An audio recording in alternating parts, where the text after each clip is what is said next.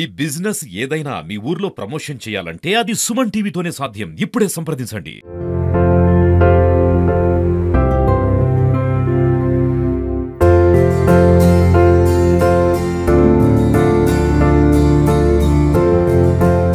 నేను ఎలక్షన్స్ ముందు నా సూపర్ 6 కర్నూలుకి స్పెసిఫిక్ గా సూపర్ 6 అనుకున్నప్పుడు women empowerment, women they should earn, వాళ్ళు కూడా ఒక స్మాల్ స్కేల్లో ఏదో ఒకటి ఇండస్ట్రియలిస్టులు కావడమో లేకపోతే సొంతంగా ఆదాయం తెచ్చుకునేకి ఏదో రకంగా we should help them, promote them ఏదో రకంగా అని చెప్తున్నప్పుడు ఈ ఆలోచన వచ్చినప్పుడు మేడంకి రిక్వెస్ట్ చేసిన దానికి, సో ఒక పక్కన కోవే నుంచి ఫౌండర్ సుమన్ గారు ఉన్నారు, బట్ ఎక్కువ శాతము అపర్ణ గారు అండ్ రాధిక గారిని రెగ్యులర్గా చాలా సార్లు చాలా సందర్భాల్లో కలిసడం జరిగింది.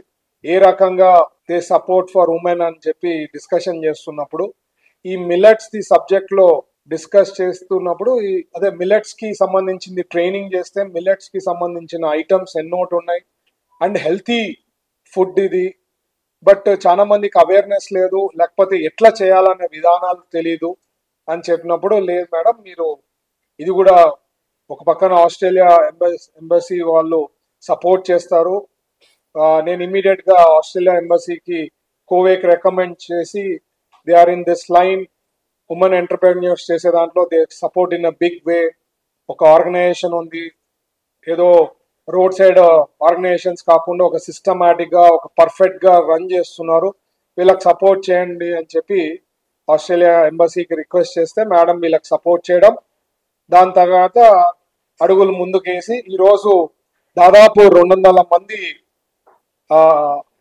ఉమెన్ నేర్చుకోవడం, వేరే థింగ్స్ చేయగలుగుతాం అంటున్నారు. నేను అసలు ఫస్ట్ ఈ కేక్స్ చూసినప్పుడు నాకు మైండ్ లో రాలే, ఏమో కేక్స్ పెట్టినారు అనుకున్నా, కానీ మిల్లెట్స్ తో కేక్ చేసినారు అనేది it was a big surprise to me.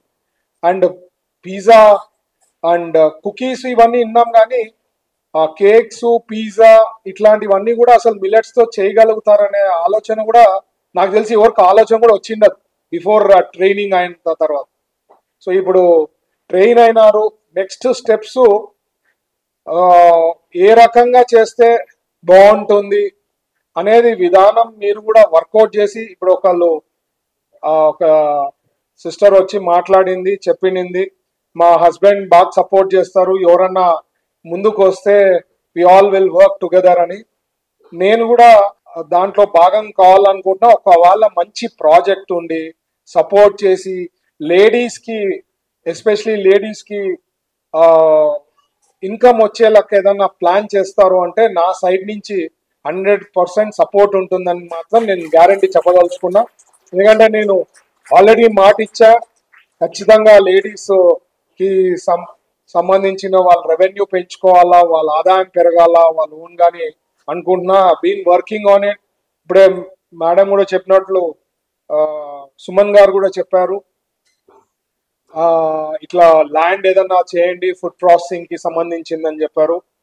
100% project report ఏదన్నా డిపిఆర్ వర్కౌట్ చేసి ప్లాన్ చేస్తే మా సైడ్ నుంచి కర్నూలులోనే ఓరోకల్ పార్క్ ఉంది, పక్కన ల్యాండ్స్ ఉన్నాయి, మంచిగా ఏదైనా సపోర్ట్ చేయాలంటే అలీప్ కూడా ముందుకు వచ్చింది, వాళ్ళు ఆర్గనైజేషన్ బాగా సక్సెస్ కావడం జరిగింది. హైదరాబాద్ లో వాళ్ళకు కూడా పెట్టి దాదాపు 10,000 మంది మహిళలు అక్కడ పనిచేస్తున్నారని చెప్పి వినడం జరిగింది. నేను కూడా పోలేదు, పోవాలి ఒకసారి. ఆర్గనైజేషన్ వాళ్ళు చెప్పారు, 2-3 సార్లు ఇన్వైట్ చేశారు, ఒకసారి ప్లాన్ చేస్తాను.